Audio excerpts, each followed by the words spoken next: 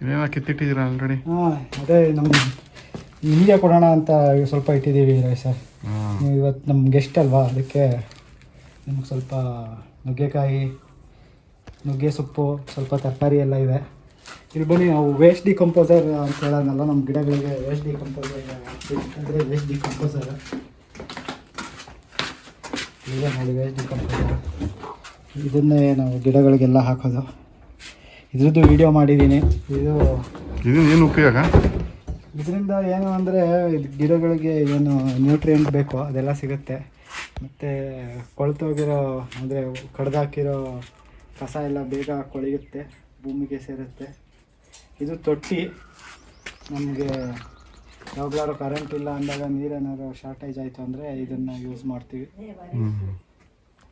ಬನ್ನಿ ಹಿಂಗೆ ಮುಂದೆ ಬರೋಣ.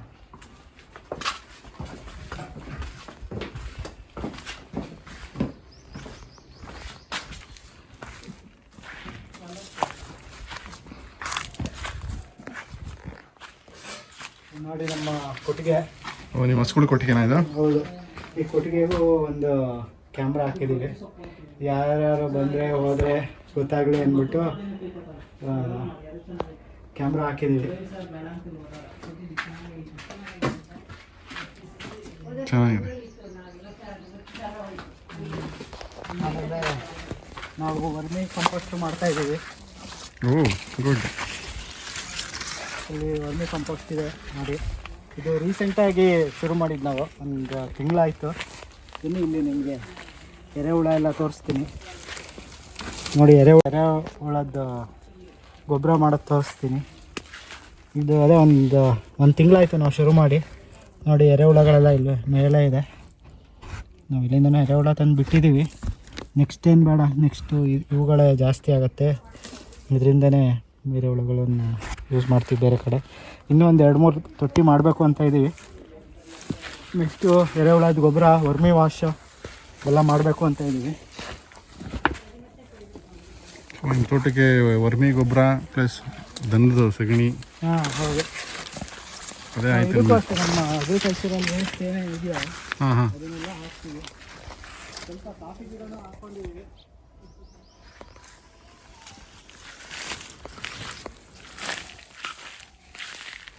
ನೋಡಬೇಕು ಹೆಂಗೆ ಬರುತ್ತೆ ಅಂತ.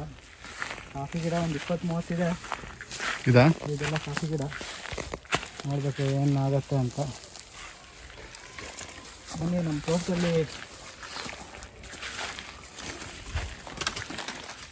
ಇದು ಬಂದು DJ ಸಂಪೂರ್ಣ ಹೈಬ್ರಿಡು ಡ್ವಾರ್ಫ್ ವೆರೈಟಿ. ಇದು 3 ವರ್ಷಕ್ಕೆ ಬರುತ್ತೆ ಅಂತ ಹೇಳಿದ್ದಾರೆ. ನೋಡಬೇಕು. ಯಾಕೆ ಎಷ್ಟು ತಿಂಗಳಾಯ್ತು? ಎಷ್ಟು ವರ್ಷ ಆಯಿತು? 18 ತಿಂಗಳಾಗಿದೆ. ನೋಡಬೇಕು ಏನು ಅಂತ. ನಾವು ನೋಡಿ, ಇಲ್ಲಿ ಒಂದು ಕಟ್ಟೆ ಇದೆ. ಈ ಕಟ್ಟೆಗೋಸ್ಕರ, ಈ ಕಟ್ಟೆಯಿಂದನೇ ಅಟ್ರಾಕ್ಟ್ ಆಗಿ ನಾನು ಈ ಜಮೀನನ್ನ ತೊಗೊಂಡಿದ್ದು. ಸದ್ಯ ಬೇಸಿಗೆ. ನೀವು ಅಡಿಕೆ ತೆಂಗು ಎಲ್ಲ ಯಾವ ರೀತಿ ಇಟ್ಟಿದ್ದೀರಾ? ಮೀನ್ಸ್ ಯಾವುದು ಮಾಡೆಲ್ ಯೂಸ್ ಮಾಡಿದ್ದೀರಾ? ನಾವು ಏನು ಮಾಡಿದ್ದೀವಿ ಅಂದರೆ, ಬಾಳಲ್ಲಿ ತೆಂಗು ಹಾಕ್ಕೊಂಡಿದ್ದೀವಿ, ಮತ್ತು ಮಧ್ಯ ಎಲ್ಲ ಅಡಿಕೆ ಹಾಕ್ಕೊಂಡಿದ್ದೀವಿ.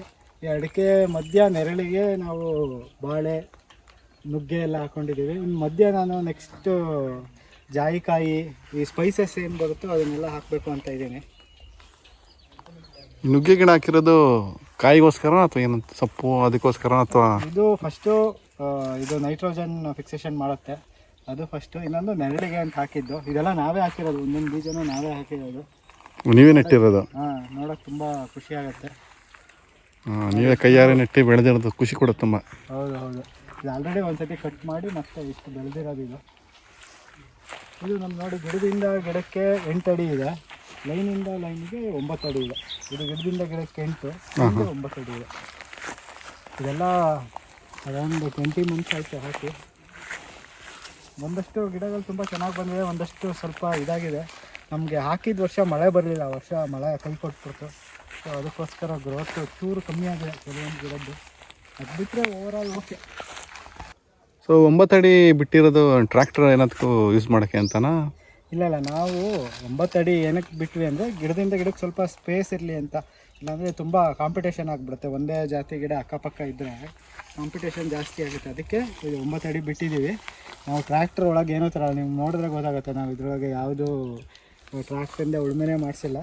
ಸೊ ಆದರೂ ಕಳೆ ಬೆಳೆಯುತ್ತೆ. ನಾವು ಕಳೆ ಬೆಳೆಯೋದಕ್ಕೆ ಒಂದು ಇದು ತೊಗೊಂಡಿದ್ದೀವಿ, ಪವರ್ ವೀಡರು. ಅದರಿಂದ ಮಾಡ್ತೀವಿ. ಈಗ ರೀಸೆಂಟಾಗಿ ತೊಗೊಂಡಿದ್ದೀವಿ, ಅದ್ರದ್ದು ವೀಡಿಯೋ ಮಾಡಿದ್ದೀನಿ, ವೀಡಿಯೋ ಹಾಕಿದ್ದೀನಿ ನಾನು ನಮ್ಮ ಚಾನಲಲ್ಲಿ. ನೋಡಿ ಅದು ಹೆಂಗೆ ಸೆಲೆಕ್ಟ್ ಮಾಡಿದ್ವಿ ಏನು ಅನ್ನೋದು ಡೀಟೇಲ್ಸು ಅದರಲ್ಲಿದೆ. ಬನ್ನಿ ನಾನು ನಮ್ಮ ಬೋರ್ವೆಲ್ ಹತ್ರ ಕರ್ಕೊಂಡು ಹೋಗ್ತೀನಿ. ಸೊ ನಿಮ್ಮದು ನೀರು ಮೇಂಟೆನೆನ್ಸ್ ಎಲ್ಲ ಈಗ ಹೊಸ ಇರಿಗೇಷನ್ ಮಾಡಿದಾರಲ್ಲ, ಹೊಸ ಟೈಪು. ಹಾಂ. ಸೊ ಮೋಟ್ರ್ ಕರೆಂಟ್ ಬರೋದು ಎಲ್ಲ ಯಾವ ಥರ ಮ್ಯಾನೇಜ್ ಮಾಡ್ತೀರಾ?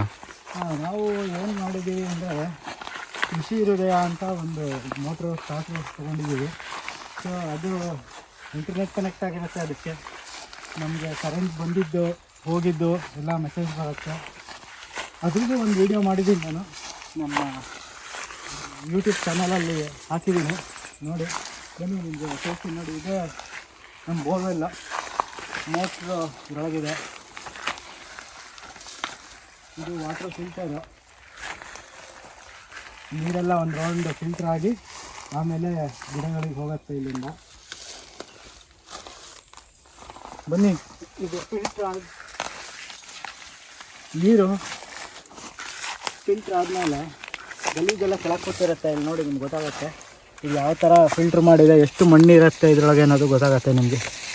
ಬೋರ್ವೆಲ್ಲಿಂದ ಎಷ್ಟು ಮಣ್ಣು ಬರುತ್ತೆ ಅನ್ನೋದು ಇವೆಲ್ಲ ಇಲ್ಲೇ ಕಲೆಕ್ಟ್ ಆಗಿರೋದು. ಹೌದು ಹೌದು. ಕಸ ಕಡ್ಡಿ ಏನೇ ಇದ್ರು ಹೌದು, ಜಾಸ್ತಿ ಅದೇ ಮರಳು ಮಣ್ಣಿಂದ ಇದೆಲ್ಲ ಬರುತ್ತೆ, ಅದೆಲ್ಲ ಇಲ್ಲೇ ಇರುತ್ತೆ. ನೋಡಿ ಎಷ್ಟಿದೆ ಮಣ್ಣು ಇದರಲ್ಲಿ. ಇದೇ ನೀವೇನಾದ್ರು ಡ್ರಿಪ್ ಹಾಕಿಬಿಟ್ರೆ ಇಷ್ಟು ಮಣ್ಣು ಒಳಗೋಯ್ತು ಅಂದರೆ ಡ್ರಿಪ್ಪು ಬ್ಲಾಕ್ ಆಗಿಬಿಡತ್ತೆ.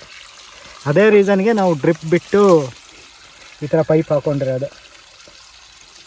ನೀವು ಎಷ್ಟೇ ಫಿಲ್ಟ್ರು ಮಾಡಿದ್ರೂ ಒಂದು ಸ್ವಲ್ಪ ಮಣ್ಣು ಹೋಗೇ ಹೋಗುತ್ತೆ ಪೈಪಲ್ಲಿ. ನೋಡಿ ಇಷ್ಟು ಕಸ ಇತ್ತು ಅದರಲ್ಲಿ. ಹಾಂ. ಸೊ ನೀವು ಫಿಲ್ಟ್ರ್ ಹಾಕಿರಂದ್ರೆ ಡ್ರಿಪ್ಪಲ್ಲಿ ಪೈಪ್ ಬ್ಲಾಕ್ ಆಗಿಬಿಡುತ್ತೆ, ನೀರು ಹೋಗಲ್ಲ ಗಿಡಗಳಿಗೆ. ಹೌದು ಹೌದು. ಬನ್ನಿ ನಿಮಗೆ ನಮಗೆ ಸ್ಟಾರ್ಟ್ರ್ ಇಮೇಜ್ ತೋರಿಸ್ತೀನಿ.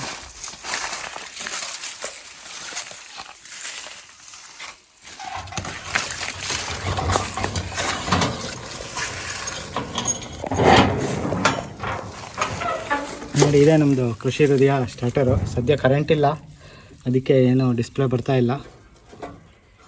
ಸೊ ಇಷ್ಟೇ ಇದು ಯೂನಿಟ್. ಒಂದು 3 ಫ್ಯೂಸ್ ಇರುತ್ತೆ, ಇಷ್ಟೇ.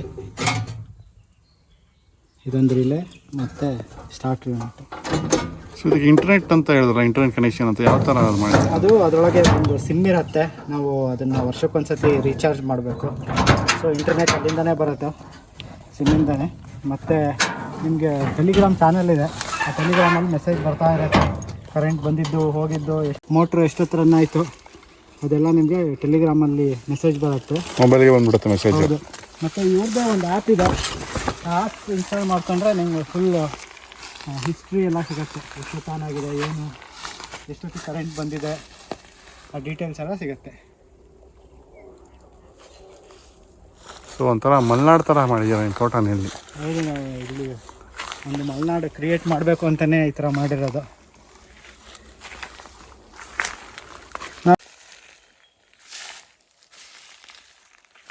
ಇದೇ ಟ್ರೆಂಚ್ ಹೊಡೆದಂಗೆ ಹೊಡಿದ್ದಾರೆ ಇಲ್ಲಿ.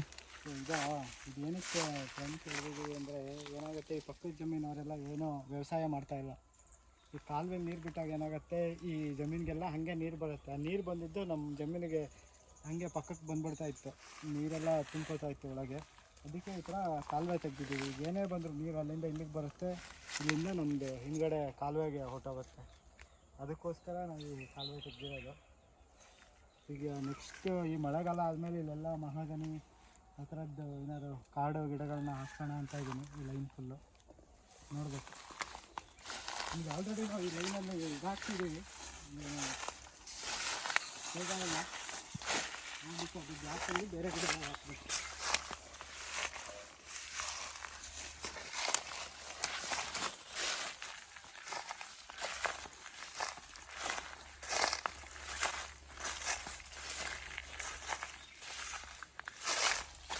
ಇದೇನು ಎಲ್ಲ ಸೇಮ್ ಕುರಿಗಳ್ದ ಕೆಲಸ? ಕುರಿ ತುಂಬಿರೋದು ನೋಡಿ, ಕುರಿ ಕಾಟ ಜಾಸ್ತಿ ಆಗೋಯ್ತು ನಮಗೆ.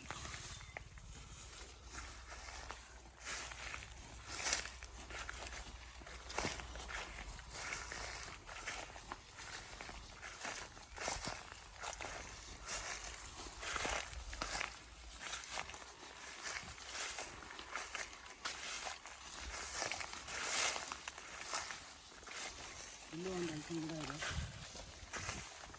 ನೆಲ್ಲಿಕಾಯಿ.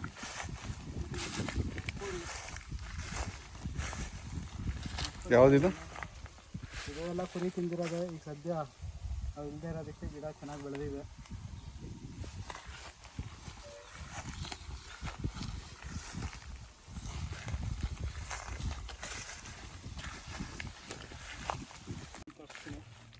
ಏನು?